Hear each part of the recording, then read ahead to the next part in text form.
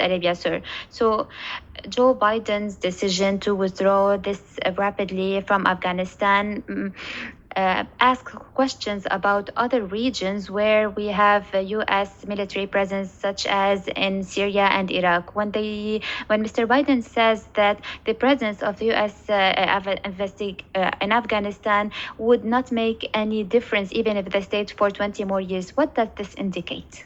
Well, first, I'll say thank you for having me, and my heart goes out to the Afghan people who are seeking refuge in other countries to escape the Taliban regime. I will say that given what's currently the situation with the U.S. withdrawal, we're starting to see a global view of the U.S., and there's a lost trust. So, right now, the nations that are looking to the United States to stand strong, to be the leader, now they're questioning the U.S.'s commitment to global security and peace around the world.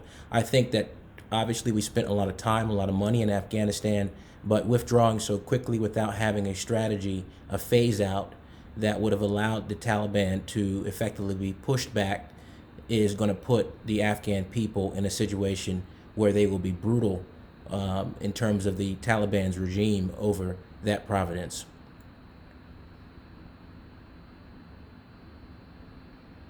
But what about the U.S. military presence in other countries? When he says that, or perhaps Mr. Biden, he will say it's now time to withdraw from this country or that other country. We don't want to have more loss. And also, he is criticized internally because.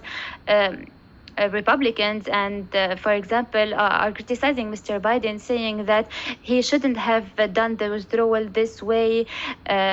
And this quickly. Do you think there is concerns about having other terrorists in Afghanistan, especially that we know Taliban is still in relation with Al Qaeda? Absolutely, and I think this is now a time where Al Qaeda and the Taliban are already in conversations to make sure that they continue to carry out extremism around the globe. The Afghanistan provinces across the country will now become a hub for terrorism. Right now, we've left behind so much infrastructure, so many weapons. We've now armed them as a nation, and they are going to use these weapons, use the training to effectively carry out attacks. Right now, we're in the middle of the hurricane. So it looks peaceful in terms of the transition as best we can see it. But I can tell you right now that the special operations within the Taliban, called the Red Group, are currently patrolling. They're doing everything they can until the U.S. is completely gone, and they will execute mass murders. They will carry out extreme actions against their enemies, and they will remain very brutal in their control for the foreseeable future. The U.S. will need to make a more stronger position if we're going to hold to our values of peace and security around the globe.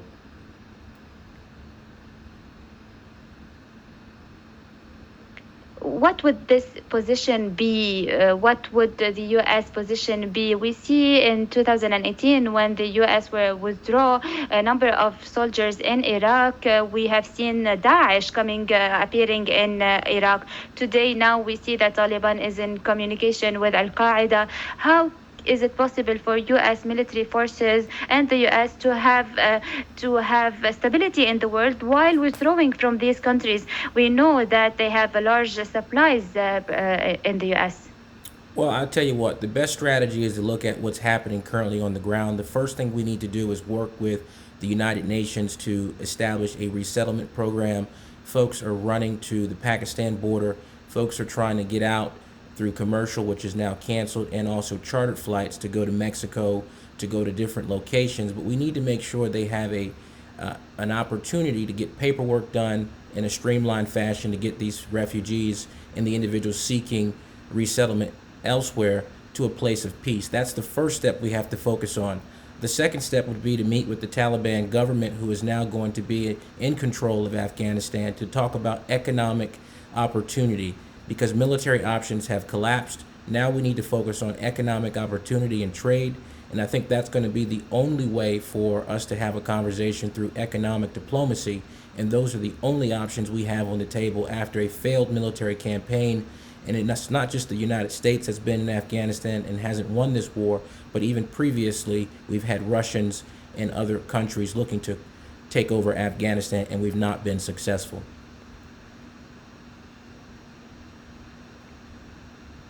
You are speaking now, as you speak, China and Russia showed openness regarding Taliban and Afghanistan. Would that push the U.S.?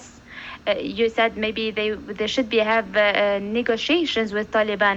Mr. Trump had negotiations with Taliban. What do you think about Mr. Trump, and how can we expect him to act with Taliban, knowing that he is saying that there will be no cooperation with the government unless under some specific conditions?